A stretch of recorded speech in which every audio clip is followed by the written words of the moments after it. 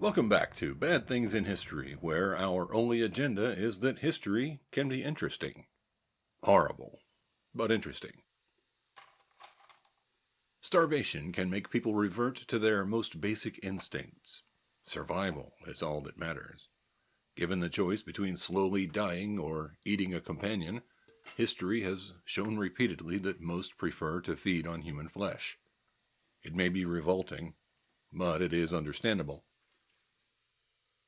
Sometimes the act is unforgivable, especially if cannibalism happens when survival is not at stake. There are rare and disturbed individuals throughout history that were driven to murder people, then eat them. Why did they do this? And should we even care about their motives? Today we are going to tell you the stories of several murderers who ate their victims. Let's begin with our first tale of consumption. The Kentucky Cannibal. Boone Helm was born in Kentucky in 1828. His parents moved the family to Missouri when he was a small boy. As a young man, Boone delighted in demonstrating his impressive athletic skills. One of his favorite tricks was to throw his knife into the ground. Then he would ride a horse at full gallop and pull the knife from the dirt. In 1852, Boone married Lucinda Frances Browning, who was 17 years old at the time. They soon had a daughter, but having a family didn't have a calming effect on Boone. He became well known for drinking heavily every night. Then he would return home, ride his horse into the house, and beat his wife. The violence was so bad that Lucinda sued Boone for a divorce. Boone's father had to pay for the legal costs. Boone Helm was now single. His father was bankrupt, and the family's reputation was ruined. So Boone decided to travel to California in search of gold. But he didn't want to go alone, so he asked his cousin Littleberry Chute to join him. When it was time to leave, Littleberry decided he didn't want to go to California after all. Boone became enraged and stabbed his cousin in the chest. Then he got on his horse and began riding for California as fast as he could. Littleberry's brother found Boone and captured him, but Boone's behavior was so strange that he was moved from jail to a mental asylum. While at the asylum, he convinced a guard to take him on daily walks. One day, Boone saw an opportunity and ran away. He again traveled to California, but this time he evaded capture. Over the following weeks and months, he encountered several travelers. He killed and ate them. Boone was a wanted man, and some of those hunting him wanted him dead. He teamed up with several other outlaws to help improve his chances of surviving. One night he told the group, "Many's the poor devil I've killed at one time or another, and the time has been that I've been obliged to feed on some of them." This new group of outlaws wouldn't stay together long. An attack by Native Americans drove them into the wilderness. They ran out of food and had to eat their horses. Then all the men died except for Boone and one other man. Boone was the only one who emerged from the wilderness. He survived by eating his companion's leg. Eventually, he reached San Francisco. A rancher outside the city was kind to Boone and gave him a place to stay. Boone Helm repaid this generosity by killing and eating the rancher. Avoiding capture yet again, Boone then traveled to Oregon. While there, he robbed and murdered people, but one night in 1862, his luck seemed to finally reach an end. After drinking heavily in a saloon, he shot and killed an unarmed man. Before he could flee, Boone was arrested. He reached out to one of his brothers for help. Boone's brother paid all the witnesses before a trial could happen. Without witnesses willing to testify, the authorities had to release him. Boone soon joined the gang of another criminal named Henry Plummer. They killed and robbed all over Montana, but the crime spree wouldn't last long. Some civilians decided to take the law into their own hands. They became known as the Montana Vigilantes. The Vigilantes captured Boone Helm, Henry Plummer, and the rest of the gang. On January 14th, 1864, they were hanged. At least 6,000 people were in attendance. The criminals stood on boxes and had nooses attached around their necks. The executioner would go to one victim, kick the box, and then wait as the condemned man strangled to death. Then he would move on to the next gang member that was awaiting execution. Before Boone's turn, he watched his friend hang. Boone then said, "Kick away, old fella. My turn next. I'll be in hell with you in a minute."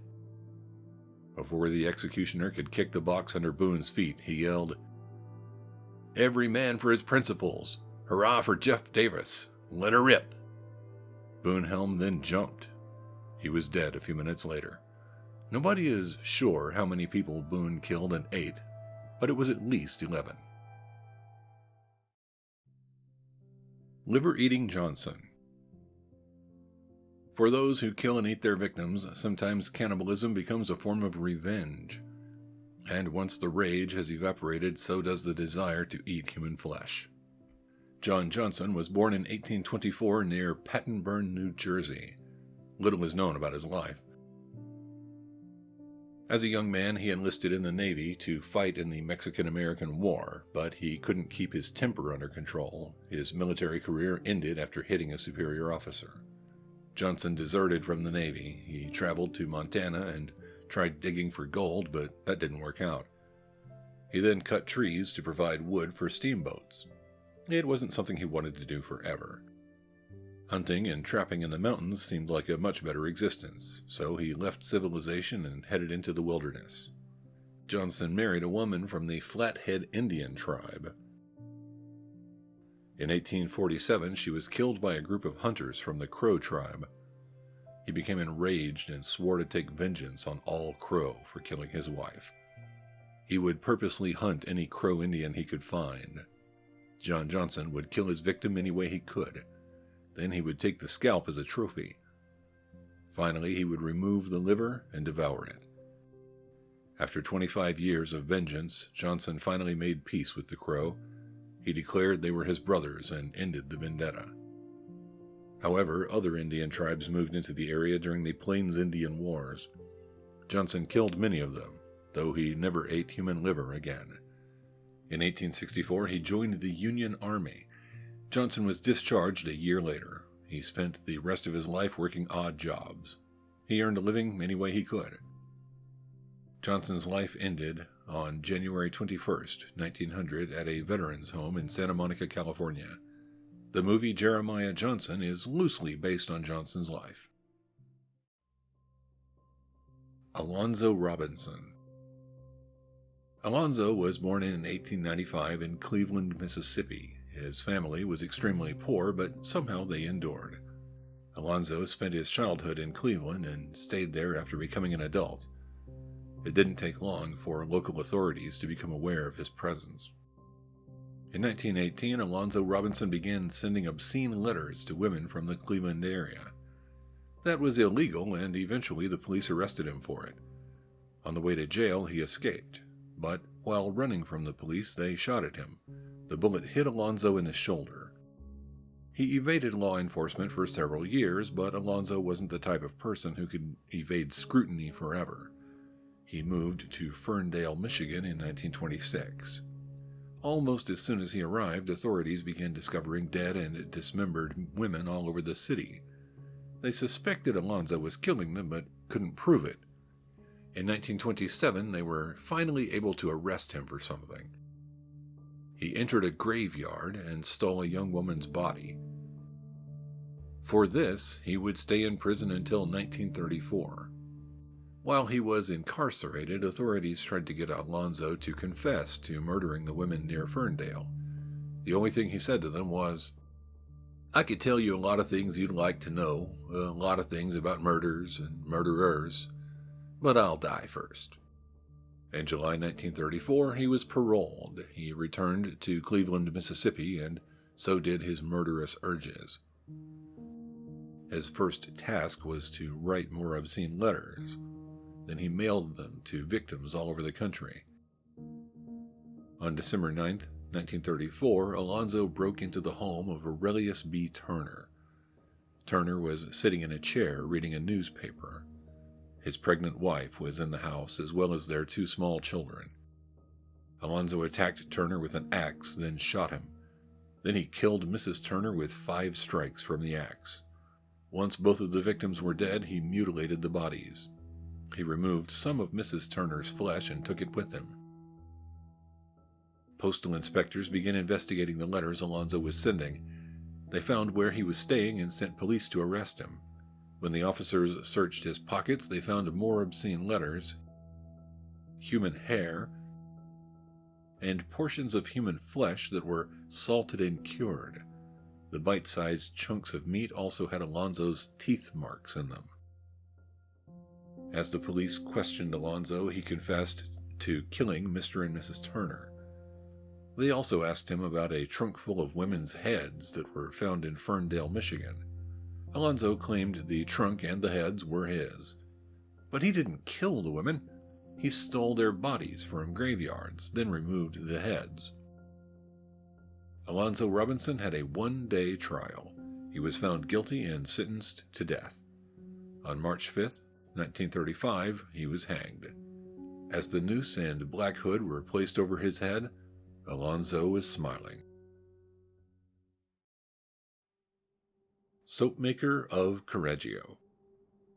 Sometimes women also feel the desire to kill and eat those they meet. Leonarda Cianciulli was born in Montana, Italy in April 1893. She was a troubled young woman and attempted suicide twice during her teenage years.